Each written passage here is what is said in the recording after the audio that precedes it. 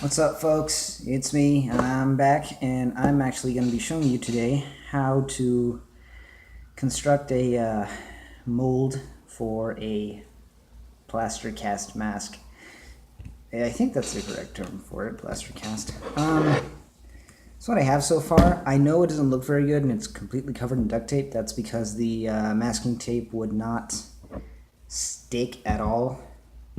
But that's pretty much what I have so far.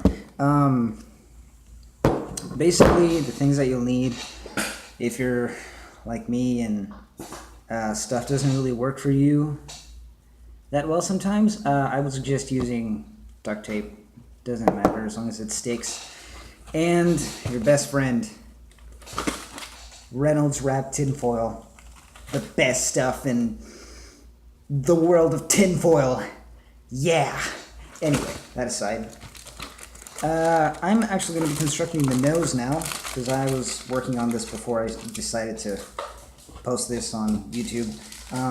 It's probably going to be a multi-parter, because this will take a while, and my camera only allows me for 7 minutes worth of recording. I'm just going to take that off, because I'm sticking. So, and this is just experimental, so it's not like something that I read or something that I've been doing for years. As a matter of fact, when I was a kid and I'd make a mask, I'd use almost an entire roll of duct tape. Yeah, weird process. I would actually take the duct tape, rip off strips, build like a little flat thing, and then start to put it over my face and, you know, make a shape. And yeah, I pretty much wasted all my dad's duct tape on making masks. They didn't even turn out that great.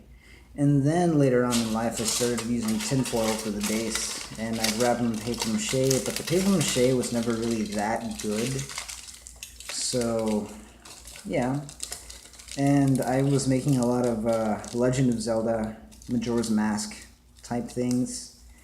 Nothing really that original. It was very rare to see me actually produce something original, and it was never on YouTube at the time, so you cannot watch that. And I don't have any pictures of the masks anymore, or the masks at all, because I got rid of them. Didn't like them because they were unoriginal, and yeah, it's just kind of copies of something that was already made. So basically, I'm sorry, I completely forgot to show you that I was just talking about my past there. But that is the shape that you want to get with your tinfoil. No, I'm not secretly teaching you how to make a crack pipe. That's something that I really hope you guys are not doing, because that's not good for you. That is actually a very, that's very sad, okay, when you have somebody addicted to that stuff, because that can cause a lot of issues, emotionally, physically, health-wise, you know. It's never good. So, for those of you people out there that drugs are great and all, think about that next time. You know, think about your kids or your wife or even yourself in a long-term effect before you know, light up that. Well, I don't know. I might exude marijuana from that one. I don't smoke pot, but I don't think it's very good either. Anyway, think about that the next time you shoot yourself up with heroin, if you're a, you know, recreational drug user, or if you're lighting up some, you know, lighting up that crack pipe, you know, crack pipe. Make sure that you don't do that. Anyway, what I'm basically doing here is that I'm wrapping up the tinfoil like so, because I'm going to be putting it under this to construct an arch, and that arch is going to become the nose on my mask. And so I'm just going to continue to roll that tinfoil, and that's rolled up.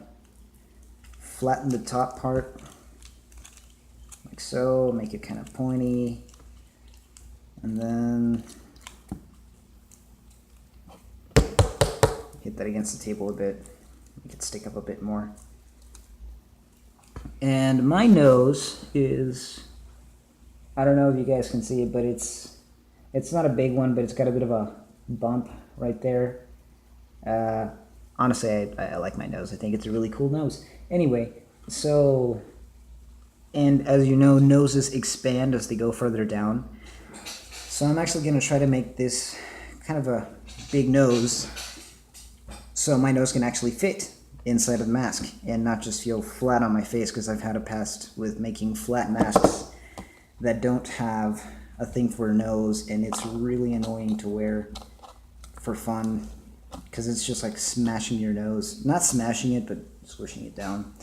So if this video cuts off while I'm speaking, I should let you know that this thing has a limited recording time, and I'll be back with the second part and a third part if need be.